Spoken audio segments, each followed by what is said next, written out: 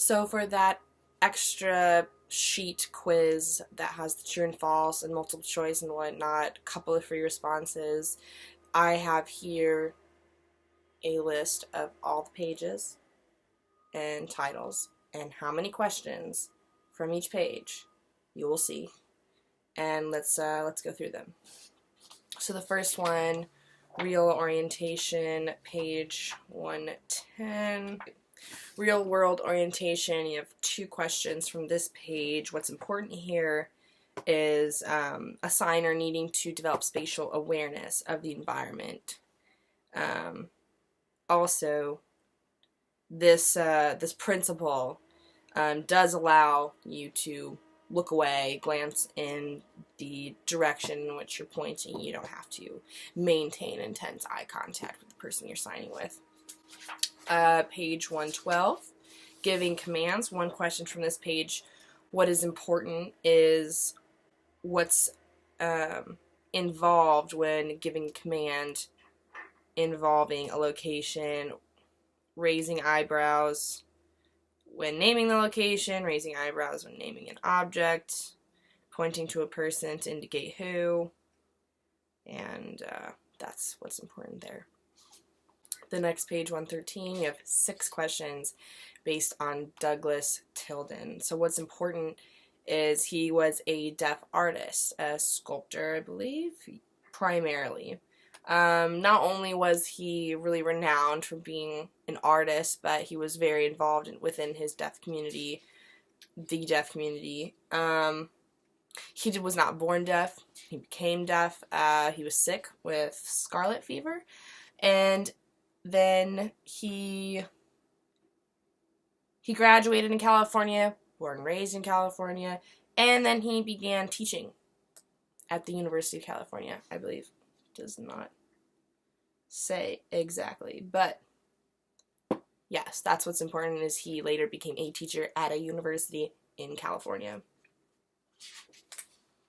And he was known as the Michelangelo of the American West. Next page is 118, WH word questions, which. What's important here is when signing the WH question word which, you use contrastive structure. You give 2 options. You have this option, which one? Page 119, conveying size. So size is indicated through non-manual signals as well as signs. Like I stood up in class one day and talked about it. How do you really know between small and medium and large? It's because you use your mouth to differentiate between small, medium, and then large has the sound and the mouth a bit. Then on page 121, we're talking about Diana, a princess. Basically, that whole little paragraph, read it. It's important. Okay. Next page is 123, giving basic directions. There you go.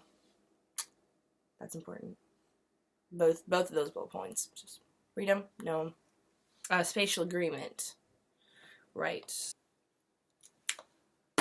So the next one, page 130, spatial agreement. In an earlier grammar note, you learned that to show agreement, it is important to point to and glance at a person you are identifying. To continue to show agreement when sharing information about the person, orient your signs in the direction of the person you are talking about. For example, if you want to share information about yourself and a friend sitting on your right, information about yourself is signed directly in front of your body, and information about your friend is signed slightly to the right of your body. That is spatial agreement. You have a sign space. The space is important. All right. Page 132, yes, no questions. There's 2 questions on the exam about this section. Basically, when you're asked a yes or no question by a deaf person, they don't just want to know yes or no. They want to know more. Why? So, the example in the book, do you live alone? Yes. Okay, yes, I live alone would be a better answer. If you don't live alone, a deaf person's going to want to know, you don't? Oh, who do you live with? You know, no, I live with my boyfriend. Something like that. The next one, responding to thank you, page 136. So, like, someone says thank you, you could just be like, no problem. Some people are just like, yeah, no problem. Possessives, page 139. Oh, right. So the possessive S in titles or names. Lengths of time, page 141. So some specific things to note in this section is that for minutes under 10, 1 through 9, minute is incorporated in the sign. So 1 minute, 2 minute, 3 minute, 4 minute, 5 minute, 6, 7, 8, 9. Also, what's important to note here is that in regards to hours, 1 through 9, hours, hour is incorporated in the sign. 1 hour, 2 hour, 3 hour. But when it's 10 or more, it doesn't have to be incorporated in the sign. So 10 hours.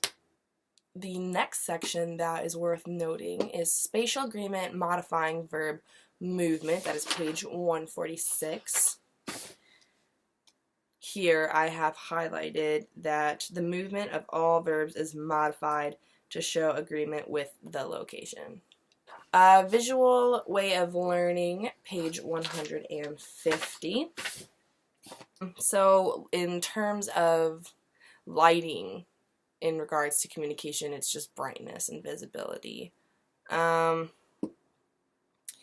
In a deaf environment, deaf-friendly environment, it's very common to see a lot of technology out all over the place because these are main modes of communication. And if they have a video phone that's ringing tucked away in an office somewhere, they're not going to see that that's ringing and they're going to miss a call.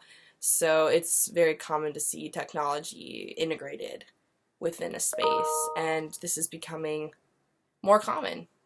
So then we have the last section, page 152, speaking in the presence of a deaf person. 152. Okay. Right. Okay. You guys know this. You've been told it a million times. If you know how to sign, don't speak to someone who's deaf. It's rude. Never do it. Also, if you're talking with someone who is hearing and a deaf person enters the room and to join the conversation or whatever, don't continue using English. Switch over to American Sign Language, accommodate the deaf person, and also don't try to use English and sign at the same time because it doesn't work. One of the languages is going to be butchered. So take the extra time and sign and talk separately. And that is what's important for the true-false multiple choice free response.